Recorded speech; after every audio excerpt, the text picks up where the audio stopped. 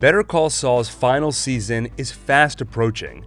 In just 8 days, on April 18th, we'll be treated to 2 back-to-back episodes, and both are close to an hour long.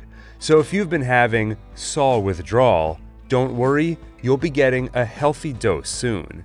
AMC was kind enough to share those first 2 episodes with me, so if you're itching to hear about them, stick around and I'll give you my spoiler-free review.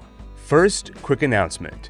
Since this is the final season of Better Call Saul, and it's one of my favorite shows of all time, I really want to celebrate the occasion.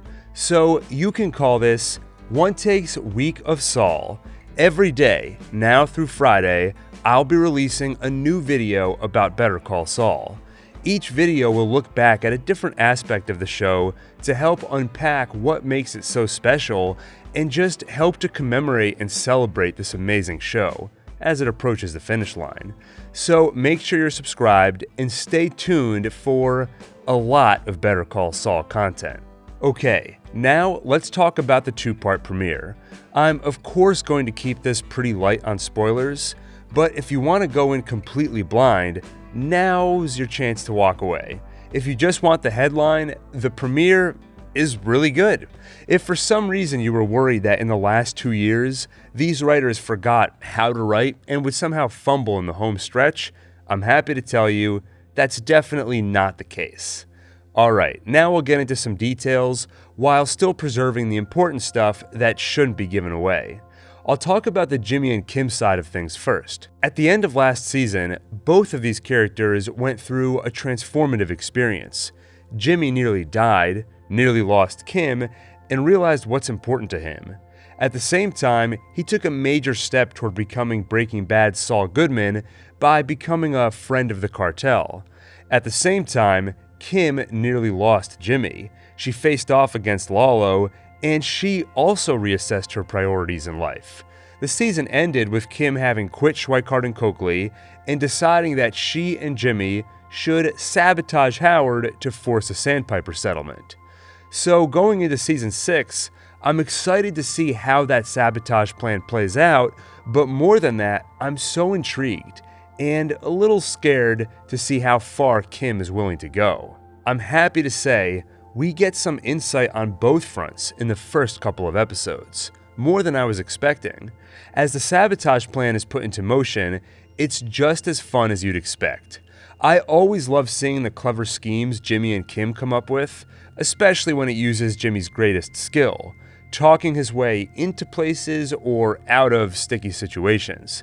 We get a healthy dose of that, and it includes a scene which made me laugh so hard, it may be the hardest I've ever laughed at the show. But don't worry, it's not all laughs. We also pretty quickly get a window into that question of, what is Kim Wexler capable of?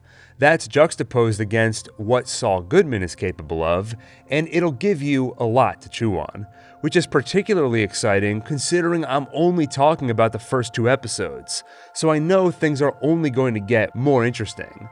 On the cartel side, we last left Nacho in a precarious situation, though to be fair, that would have been appropriate to say after pretty much any of the last 3 seasons. But as season 5 came to a close, and it seemed pretty clear Lalo realizes Nacho is a traitor, you could predict things would now be worse than ever for him. He's been walking a tightrope at the center of a tug-of-war match between 2 cartel leaders. There's a gun to his father's head, Lalo Salamanca is now after him, and with Nacho's role as a double agent finished, what's Gus to do with him? So, you already know that Better Call Saul does suspense really well. So it's no surprise that these first couple of episodes deliver plenty of great tension when it comes to anything involving Nacho, Lalo, Mike, or Gus. And I loved all of it. But what I also loved about this side of the story is if you've seen the trailer, then you've seen Nacho on the run, alone, which means an opportunity for us to really see what this character is made of. He's been towing the line, following orders, and playing defense for so long.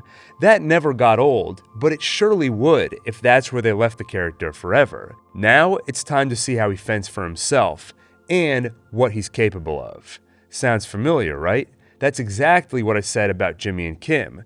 That's the vibe I got from the first couple of episodes. This season will be all about answering that question, what are these characters capable of? This being the final season, that's not surprising. Of course they don't want to leave anything on the table, but I was impressed that you can already feel that momentum at the start of the season. You see glimpses of it, and you can see all the pieces being put in place. The pressure cooker is being turned up, and you can feel the show heading toward a place where all of these characters, Jimmy, Kim, and Howard, Nacho, Mike, Lalo, and Gus, all of these characters will collide and pull out the worst in each other. Basically, what I'm saying is, these episodes feel like the beginning of the end in the best way possible. And I'll wrap it up there because it's hard to say much more without getting into spoilers. So, one last reminder, remember to subscribe to keep up with our week of Saul leading up to the premiere. With that, thank you for watching and see you on the next One Take.